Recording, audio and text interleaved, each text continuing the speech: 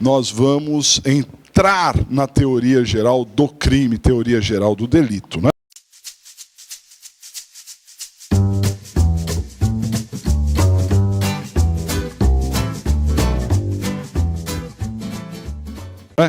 Em outra oportunidade, eu já falei para vocês que um crime, até para falar do princípio da legalidade, da estrita legalidade, né? Que um crime é uma conduta que gera um resultado. Então, todo crime é uma conduta que gera um resultado, ok? Esse resultado ele pode ser naturalístico ou não. O mundo pode mudar, as coisas podem mudar. Esse resultado pode ser de dano ou de perigo, né? Nem sempre há um dano, não é? Por exemplo, uma pessoa foi injuriada, não é? Injuriada e xingada. Essa pessoa que foi injuriada, a pessoa injuriou, gerou um resultado. Qual foi o resultado? Uma questão emocional, às vezes um dano emocional, a pessoa ficou triste, magoada, ressentida com aquilo, né? Agora, outros crimes, eles geram perigo.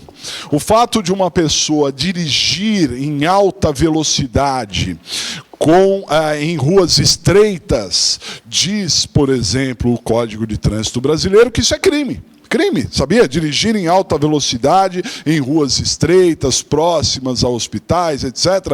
É crime, não é só uma infração administrativa, é crime, não é? Agora, qual é o resultado disso? O resultado é um resultado de perigo, porque eu não estou falando de atropelar pessoas, porque isso seria outro crime, efetivamente. Mas só esse perigo, não é? Já é um resultado, já é um problema social. Todo crime gera um resultado. Então, nós precisamos, para analisar um crime, analisar a conduta e analisar o resultado e também, claro, analisar isso aqui, ó, que está aqui no meio, que é o nexo entre a conduta e o resultado, ok? Para a gente completar essa ideia de crime.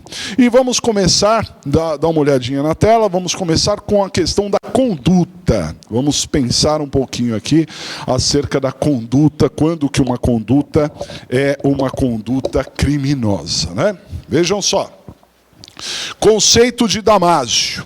Diz lá, Damásio. Conduta é ação ou omissão humana consciente e dirigida a determinado fim. Com esse conceito, Damásio adota aquela teoria, né, criada no século XX, né, na Alemanha, que é a teoria finalista da ação, né, que é adotada no direito brasileiro. Teoria finalista da ação diz que sempre a pessoa tem uma conduta dirigida para um determinado fim. Essa é a conduta criminosa, né? Aqui nós vamos ver, estão excluídos os atos que são aqueles espasmos musculares, por exemplo. Quando a gente fala de uma conduta dirigida para uma ação, nós estamos falando de uma conduta pensada. Não é só crime doloso aqui, não. No primeiro momento você pode pensar, não, então, pelo conceito da teoria finalista da ação, crime é doloso porque é dirigido a um determinado fim. Perceba, o determinado fim não precisa ser um fim doloso. Quando eu dirijo em alta velocidade, imprudentemente atropelo alguém, ou sem a devida atenção, eu tenho uma conduta minha. Uma conduta dirigida a uma finalidade. Qual é a minha finalidade nessa situação? Era atropelar alguém? Não. A minha finalidade era dirigir sem atenção. Dirigir despreocupadamente. Dirigir sem pensar nas consequências daquilo. Dirigir, simplesmente dirigir. Essa seria a minha conduta destinada a uma finalidade. Então, aí engloba-se os crimes dolosos e os crimes culposos, né? Então, ó, uma ação ou omissão, uma conduta comissiva ou omissiva, depois a gente vai estudar isso, humana, consciente, porque se a pessoa está inconsciente, isso tiraria a voluntariedade do ato, dirigida a determinado fim. Isso é uma conduta, né? As principais características que a gente pode tirar desse termo conduta aí trazida por Damásio é o seguinte, ó, primeiro, característica, uma conduta humana. Uma conduta humana, não é? Sempre que nós temos o crime, nós temos uma conduta humana. Perfeito?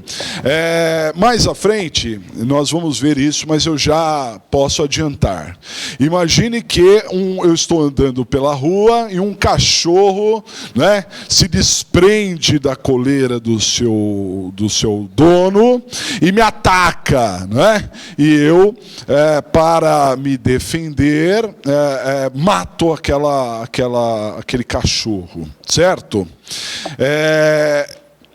O dono do cachorro vai me processar dizendo que eu causei um dano a ele, porque é o cachorro querido, custava dinheiro, tudo mais, né? E eu posso me defender. Posso alegar legítima defesa?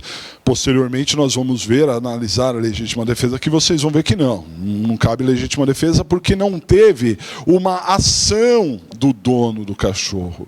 O dono do cachorro não teve nenhuma conduta humana. Se ele tivesse uma conduta, eu poderia me defender dessa conduta daquele dono, né? Esse seria um caso de estado de necessidade, depois a gente vai ver isso direitinho. Mas eu quero focar na conduta do dono do cachorro. Que conduta que ele teve? Nenhuma. O cachorro se desprendeu sozinho, não é? Agora, imagine que o dono do cachorro, que não gosta de mim, soltou o cachorro e mandou ele me atacar. E o cachorro me atacou, não é? Aí eu me defendo do cachorro e tal. Agora vamos imaginar que eu não me defendo e o cachorro me machuque, né? Eu posso alegar ali que eu agi, que eu sou vítima de uma lesão corporal, de uma tentativa de homicídio? Sim. Por quê? Porque por trás da atitude do cachorro nós tivemos uma conduta humana. Aí foi diferente, uma conduta dirigida. O ser humano está usando o cachorro como um instrumento, como uma arma, ok? Diferente dele agir sozinho. Então, ali por trás daquela conduta do cachorro tem uma conduta humana. Importante, para ter crime tem que ter conduta humana. Conduta humana e repercussão externa dessa conduta humana, porque nós não vamos punir os atos apenas por pensamento. Vimos na outra aula, em cima de princípios, né, que não se pune pensamentos. Pensei em praticar determinada atitude. Isso não tem que ter uma repercussão externa dessa conduta humana, né? Eu tenho que externar, eu tenho que ter uma atitude que, de alguma forma, movimente, modifique algo que estava rotineiro e normal que nós tínhamos ali. Dirigida a uma finalidade. Expliquei para vocês. Um fim não é uma questão dolosa. Nem sempre é doloso. Nem sempre a pessoa quer um resultado. Quando se busca aqui um fim, não pense num resultado criminoso, mas sim uma conduta. Ele quer agir daquela forma, ele está destinado a agir daquela forma, ele quer andar com imprudência, ele quer ter uma atitude, às vezes ele quer matar mesmo, e alguma coisa assim, né? E, acima de tudo, nós temos na conduta uma manifestação de vontade, que é uma atuação. Voluntariedade. Nós vamos ver, acho que no próximo slide, já, o que é uma conduta voluntária? Uma conduta voluntária é aquela que eu pratico livre de coação. Para que você tenha um crime, você tem que ter isso, né? Uma conduta voluntária, uma conduta livre, né? Uma manifestação de vontade na atuação. A pessoa agiu daquela forma porque ela quis agir. Às vezes ela não agiu corretamente, às vezes ela não percebeu o perigo, mas ela teve uma conduta livre. Tem que ser uma conduta voluntária, ok? Muito bem. Os aspectos, os elementos envolvidos nessa conduta, olha só. O aspecto psíquico, em uma conduta tem um comando cerebral. Se a pessoa teve uma atitude, ela teve um comando. Às vezes a gente nem percebe esse comando cerebral, né? Porque a conduta é tão rápida, a pessoa reage de uma forma, né? Às vezes a pessoa é provocada e do nada ela mata, ou ela toma alguma atitude, ou ela xinga. Quando ela ao menos nem percebe, ela já tomou uma atitude. Mas sempre essa atitude ela é provocada por um comando interno interno, um comando psíquico chamado um comando cerebral. E, além desse comando cerebral, nós temos o aspecto mecânico ou neuromuscular, que é efetivamente a ação ou omissão. Se pensar só no comando cerebral, não teríamos nenhuma conduta criminosa, né? Esse comando cerebral tem que dirigir uma ação neuromuscular, tem que fazer a pessoa alguma coisa ou se omitir. Os crimes nem sempre são por ação, eles podem ser por omissão, mas a omissão também é um comando cerebral, né? Que faz com que a pessoa retenha a sua atitude neuromuscular. Eu tinha que socorrer, aí eu me abstenho e não socorro. Eu tinha que estender a mão, eu não estendi a mão, né? Eu tinha que prender uma pessoa e eu não prendi, por exemplo, numa prevaricação e a pessoa se omitiu. O médico tem que informar as entidades superiores quando ele recebe determinadas doenças, um caso de doença, notificação de doença, ele se omite na notificação de doença. Ele tinha que fazer, mas antes tem um comando cerebral dizendo não haja, não tome determinada atitude. E aí realmente ele tem esse comando mecânico ou neuromuscular. Ok? Bom, aqui é um ponto importantíssimo que serve para vários e vários aspectos no direito penal. Vários. Isso vai ser importante. Essa base que nós estamos dando, ela é fundamental para que você entenda os crimes. Se você entender bem isso, depois ao analisar o crime, ao analisar a parte especial, quando você vai olhar um crime, você vai ver, não, aqui realmente tem crime, não tem, tem uma saída para cá, outra saída para lá. Até as teses de defesa podem ser mais facilitadas relacionadas a isso, né? Mas vejam, há uma diferença brutal entre um ato espontâneo, um ato voluntário e um ato involuntário. Então, o ato espontâneo, ok, um ato espontâneo é um ato de autodeterminação. Um ato espontâneo é aquele em que eu tenho a ideia de praticar.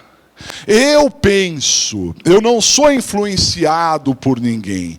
De quem que surgiu a ideia daquele ato? Foi minha, a ideia foi minha, ela partiu de mim, eu pensei, vou fazer tal coisa, então é um ato espontâneo. Ok? Se alguém vier falar na minha orelha aqui, falar assim, olha, acho melhor você fazer isso ou fazer aquilo, e aí eu acato aquela dica, o meu ato não será espontâneo. Tudo bem? Porque espontâneo é uma atitude própria, uma autodeterminação. Eu criei a ideia. Já vou dar um exemplo importante sobre isso. Isso é um ato espontâneo. Um ato voluntário, conforme eu estava explicando para os senhores, um ato voluntário é aquele livre de coação. Livre de coação. Decisão que nem sempre é voltada para um fim. Domina a ação dolosa e a ação culposa. É uma atitude, né, livre de coação. Então, se a pessoa vier e falar assim, olha, eu acho melhor você pedir desculpa para aquela pessoa. Você xingou. Olha, o advogado mesmo falando para o cliente. Por exemplo, né? Ele vem de consultar e aí você fala, olha, melhor você voltar atrás. Você contou essa história aí, essa história ficou meio estranha, né? Isso daí significa calúnia. No jeito que você está falando, ele praticou crime, né? E você está me dizendo que não foi bem assim, não era isso que você quis dizer. Então eu, advogado, indico para você, é melhor você ir lá e se retratar, dizer que não foi bem assim, que você quis dizer, né? Acho isso melhor para você.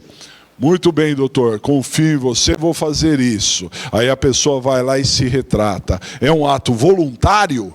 Claro. Não foi espontâneo. Porque não foi a pessoa que pensou, é melhor eu me retratar, desculpa aí, né? Mas foi um ato voluntário, porque a pessoa praticou livre de coação. Ela agiu livremente. Vejam só. Na aula de hoje ainda, nós vamos analisar um instituto chamado desistência voluntária. Isso é fundamental, artigo 15 do Código Penal. Na desistência voluntária, não precisa nem anotar, porque depois nós veremos isso. Mas na desistência voluntária, o agente inicia a praticar um crime, mas resolve não praticar mais o crime, né? Resolve impedir o resultado. E ele impedindo o resultado, primeiro, o crime não vai se consumar, e segundo, não será tentativa. Não será tentativa porque o crime não se consuma não por circunstâncias alheias, e sim pela própria vontade do agente. E por isso, o crime ele vai responder pelo que ele causou. Depois a gente vai falar bastante disso. Para a desistência voluntária, basta que o ato seja voluntário. Não precisa ser espontâneo. Não precisa ser a pessoa pensar, é melhor eu parar, é melhor eu não praticar o crime, é melhor eu impedir o resultado. Pode ser um terceiro gritando lá de longe, falando assim, não faz isso, socorre o cara, impede e tal. Se ele voluntariamente, sem ser forçado, socorrer e impedir aquele crime se consuma, teremos uma desistência voluntária, não é? Voluntário, porque ele não foi forçado. Agora, a polícia chegou, aí ele teve que parar, aí ele foi obrigado a parar. E é tentativa de crime, tá certo? Uma pessoa apontou uma arma e falou, para agora, senão você morre. Então ele parou obrigado. Agora, atender a um comando, alguém deu uma dica, alguém falou, e ele tinha a possibilidade de continuar ou não continuar, né? E ele resolveu não continuar, ele resolveu parar, foi um ato voluntário dele. Não foi espontâneo, mas foi voluntário. Então essa voluntariedade é importante de se verificar. Agora, um ato involuntário, pois não.